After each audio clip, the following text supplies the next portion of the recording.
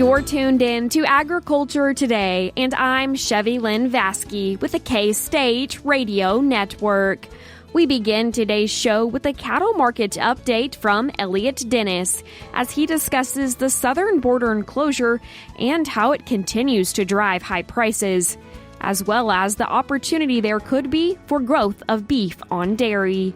K-State small ruminant specialist Kelsey Bentley continues the show as she discusses key considerations from a recent publication for goat producers, and we end today's show with another segment of Faces in Agriculture as we are joined by Chad Basinger. He explains his unique entry into the agriculture industry and how he continues to learn. That and more is coming up ahead on this episode of Agriculture Today.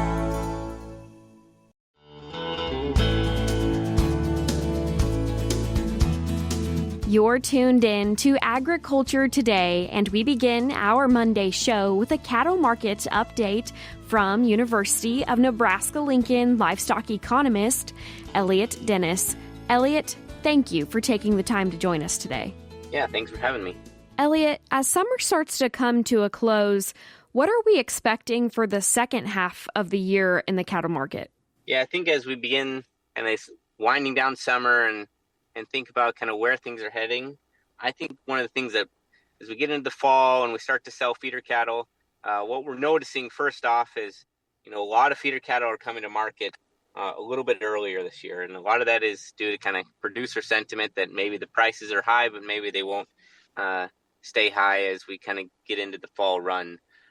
Another one of those things that we're kind of really looking at right now is really kind of where the value of gain is, or what's kind of the incentive or the marginal incentive to actually retain feeder cattle into really the fall and into the winter months. And what we're seeing there is really the value is in selling, lighter cattle this year.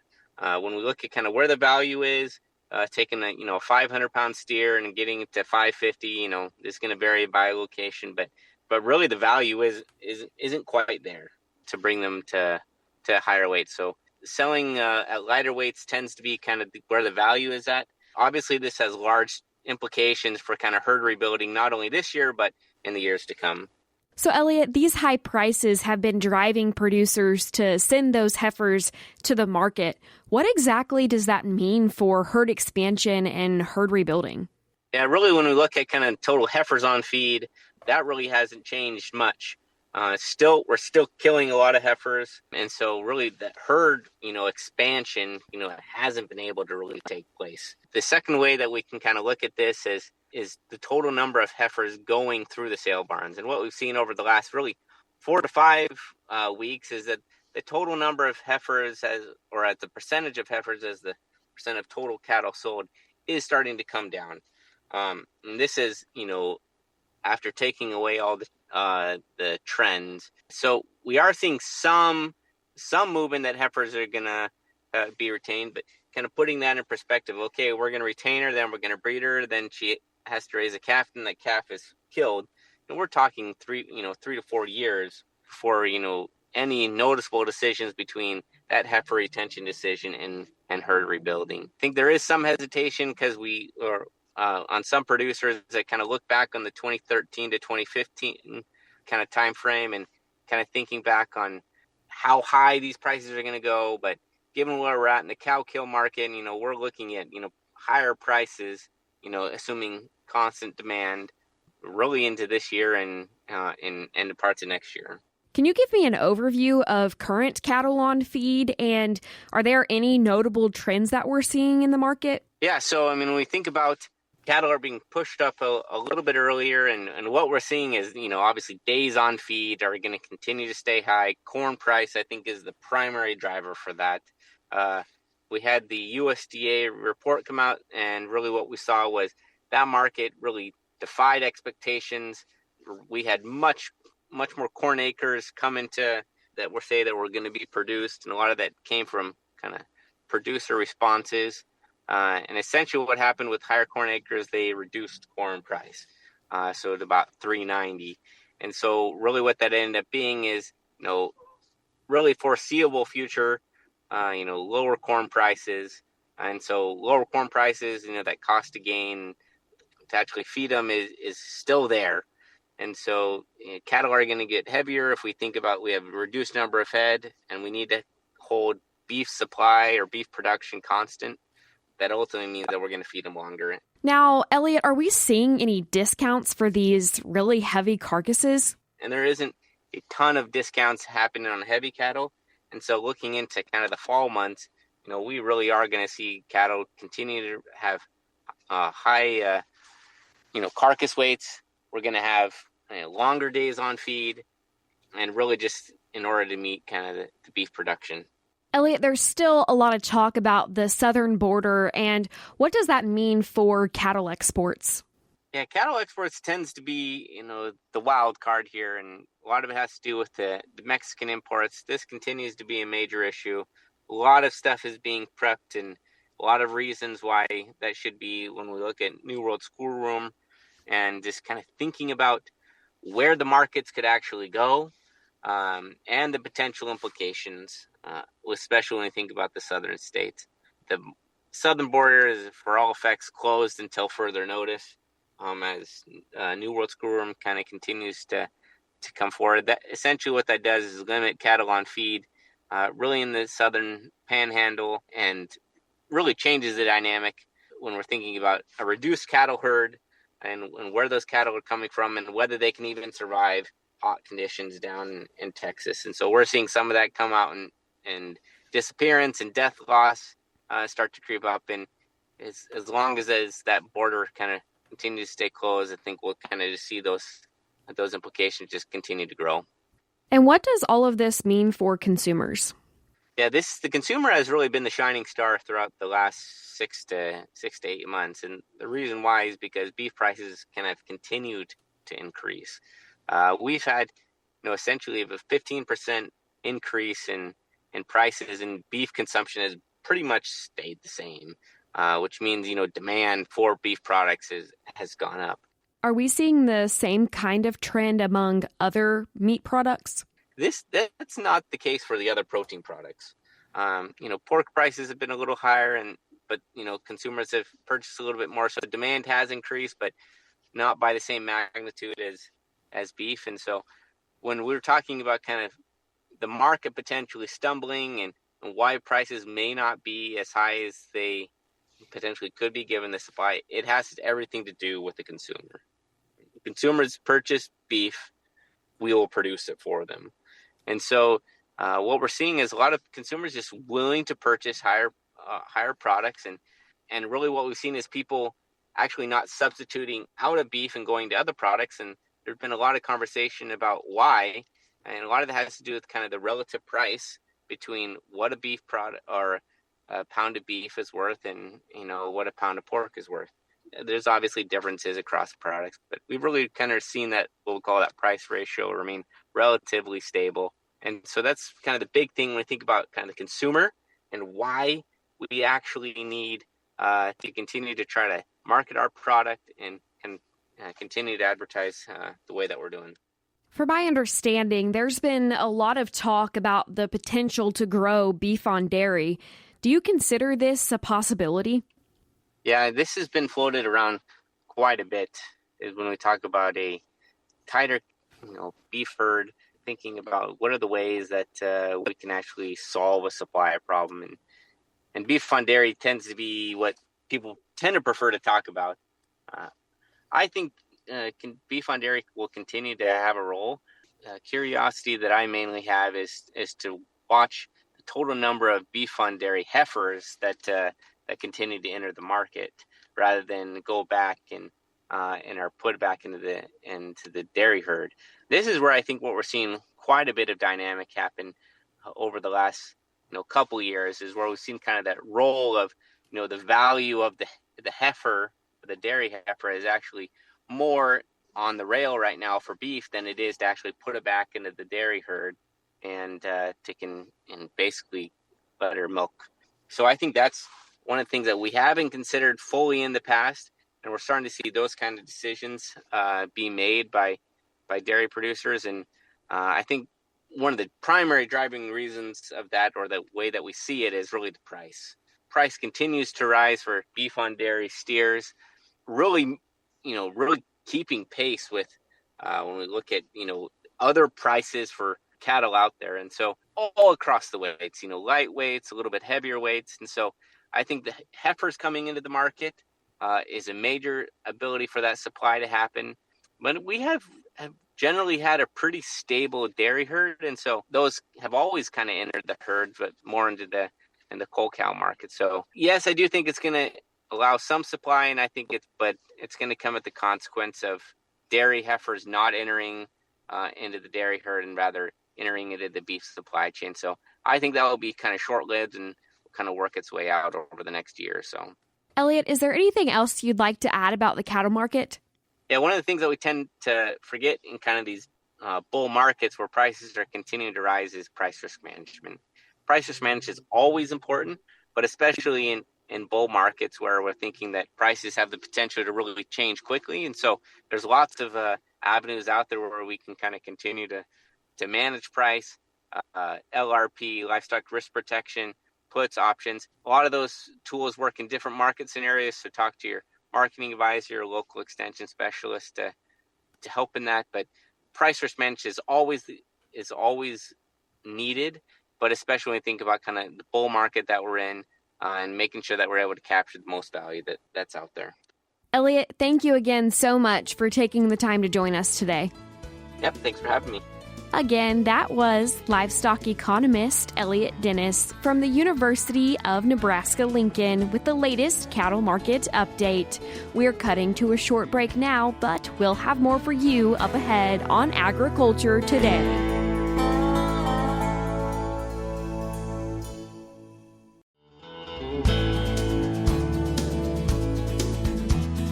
You're tuned in to Agriculture Today, and we continue our show discussing a new publication titled Kidding Resources for Beginning Goat Producers with K-State Small Ruminant Specialist Kelsey Bentley. Kelsey, thanks for joining us today. Hi, Shelby. Thank you for having me on. Kelsey, what's the purpose of this publication? So this publication in particular is really geared to our new small ruminant producers, specifically our goat producers that are just getting into small ruminants and maybe have never experienced a kidding event before. Has a lot of really practical tips of not only how we set up for kidding season, but also how we deal with things like dystocia, and really kind of walks us through that entire process. And wanting to touch on some of that information in there, as some people might just be prepping for kidding season now. What's the facilities equipment that you recommend they have on hand? Number one, we have kind of a general supplies checklist, in which is just practical things that we should have around the barn. But then we get a little bit more detailed as some things that I personally would like to see my small ruminant producers have on hand, just from a kidding supplies standpoint, as well as milk and colostrum. And then finally, the number one thing that I feel like some small ruminant producers, especially first getting in, don't have on hand in particular is veterinary supplies. And I think that number one, getting a VCPR in place, so a veterinary client-patient relationship in place, is going to be vital. If we ever do have an event in which a producer is going to need a vet to come out at 3:00 in the morning, it's going to be really hard to get a vet to come out if we don't have that established relationship. So my advice for general items and getting things is, first things first, we need to establish a relationship with a veterinary practitioner. And then once we establish that relationship, that practitioner should actually be able to guide you through a lot of the things that they personally would like to see you have on hand. But let's say we don't have that practitioner. Some things that I would recommend: having a stockpile of clean towels, some disposable exam gloves, things like a record keeping system, so we know who's had singles and who's had twins or triplets, and then also ear taggers, esophageal tubes, or a tube that we can use to provide warm liquid to a chilled kid and whatnot. And then finally, things like elastrator bands, if we do decide to make wethers out of our buck kids. For developing that relationship, establishing that relationship with a vet, what's your recommendation for doing that?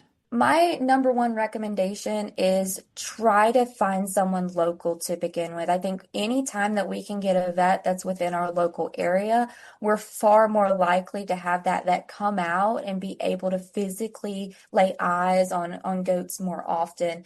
Now, I do get a lot of phone calls that we don't have a lot of vets in the area supposedly that have small ruminant interest.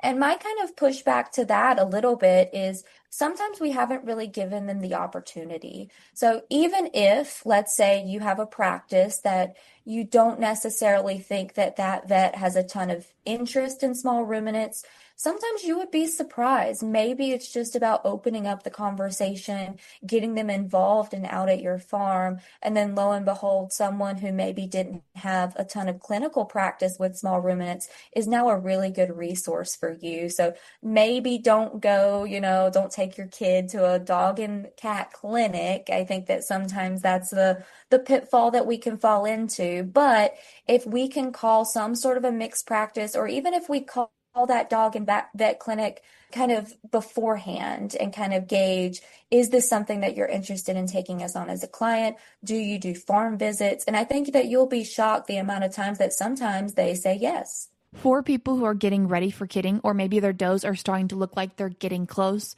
what are those signs that they might be coming into active labor? Yeah, so the first things first is we're going to have a lot of nesting behavior. So there's going to be things like pawing at the ground. They're probably going to go off feed. It mainly depends on when you feed them as to if they go off feed or not. But a lot of does, especially young does, will kind of start to realize something is wrong. They'll maybe go off feed, isolate themselves, and have that little nesting kind of there in a corner. If we start to notice some of that and we have the space, it would be ideal for us to maybe go ahead and move her into an area what we would call a kidding pen or a kidding jug. And that's a little 5x5 area where she can kind of have some peace and quiet. But if it's going to it's going to be a really stressful event, like let's say she's out on pasture and we're going to run her a mile into the barn to put her in the kidding pen, maybe don't recommend that. But if they're in the barn, if they're close, if we can calmly move her into an area where maybe she's a little bit more secluded. A lot of times that's kind of what I see seasoned producers do is they have them in a drop pen originally. And then even if we don't notice some of those behaviors and we come out and mom and kid are in the pen and everything seems to be doing well, it is still a good idea to then move them to that secondary kidding pen, let them have a lot of bonding, make sure that kid is nursing appropriately and that everything looks to be going according to plan until we kind of let them out into what we would consider just a general drop area where there's a lot of kids, there's a lot of does, there's a lot of kind of going on. So that's kind of the main recommendation, but that's not to say that if you don't have the facilities to do that, you still can't have small ruminants. I think that they're somewhat hardy. They will, in fact, have kids in a general barn area. We don't have to set up kidding pens, but just in a general practice, if we have the capability, it's probably a good idea. When might a producer need to step in if that doe is not progressing in her labor? The number one problem that we normally run into is if we intervene too early. So sometimes we can get a little ahead of the game and we maybe want to jump in immediately the second that we see something. But traditionally, small ruminants should be able to lay down and appropriately have twins. So we need to kind of give them around 30 minutes. Let them kind of do their thing for 30 minutes.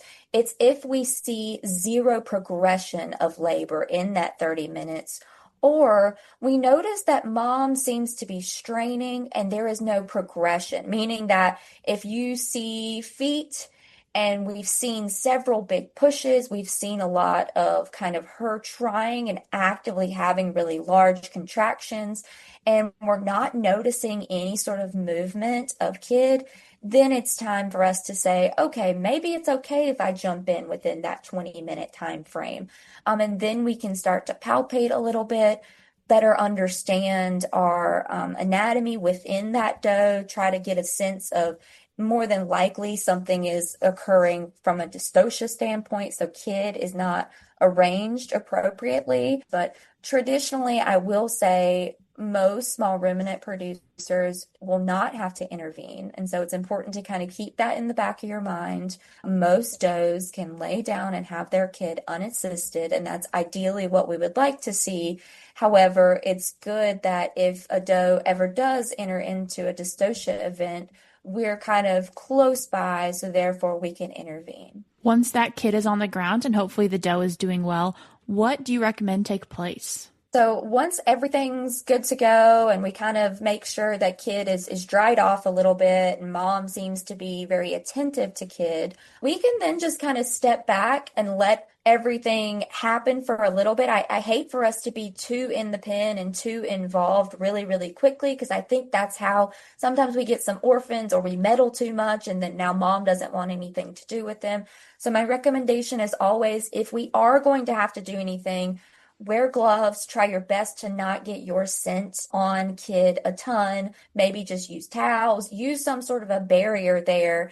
The second thing that we probably need to be more concerned with is actually with doe, and we need to make sure that she's stripped out. So does will have wax plugs that kind of hold that colostrum within and prevent those teats from getting any sort of bacterial infection or nastiness. But a lot of times with our low vigor kids, it's really hard for them to have enough suction to be able to get that milk plug out.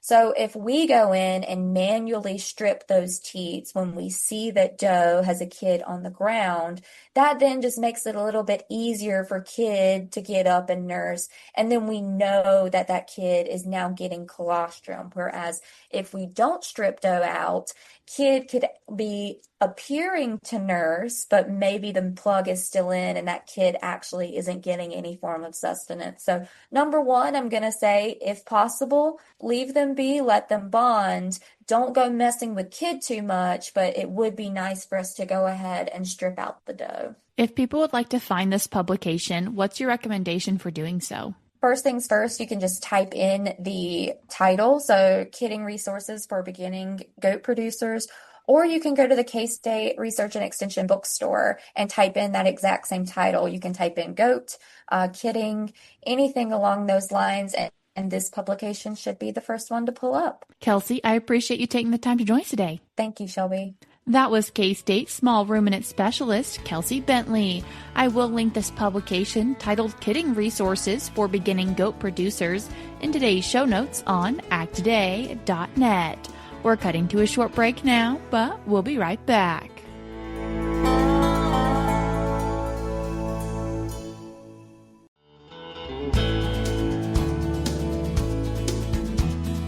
You're tuned in to Agriculture Today, and we conclude our Monday show with another segment of Faces in Agriculture. And this time we're joined by someone involved in agriculture in Reno and Kingman County, Chad Basinger. Chad, thanks for joining us today. Hey, thank you. Not a problem. Chad, can you tell us a little bit about your operation? So my wife and I, and we have 4 kids, run Basinger Land and Cattle. And then we've also created a separate LLC, just of Basinger's Meats, that we direct market a lot of our meat directly off our farm, primarily wheat, soybeans, milo. Have a cow-calf operation that our beef we direct market off our farm is raised from, and kind of totally integrated system from top to bottom.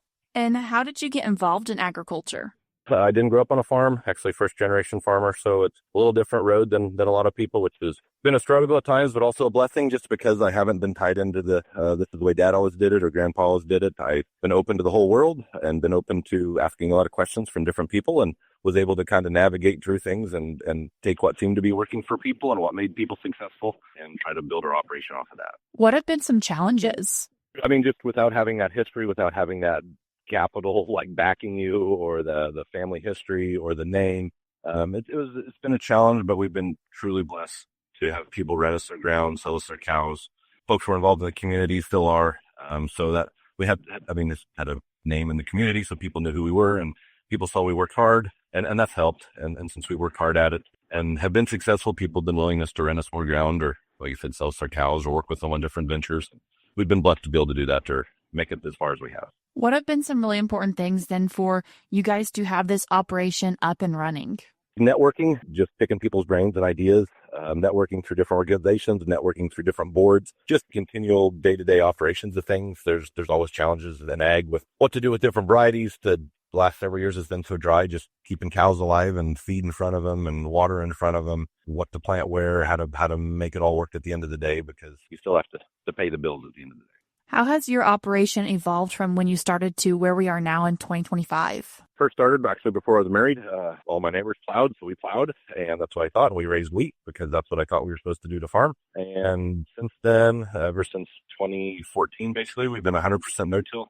Everything's no-till. We've integrated cover crops. We've integrated livestock back to the crop ground, do a lot of crop rotations, do a lot of incorporating cattle into the crop ground, added watering points, rotationally graze the cattle. We're not at all there yet. We keep evolving and changing, I guess, and figuring out what works as we keep moving.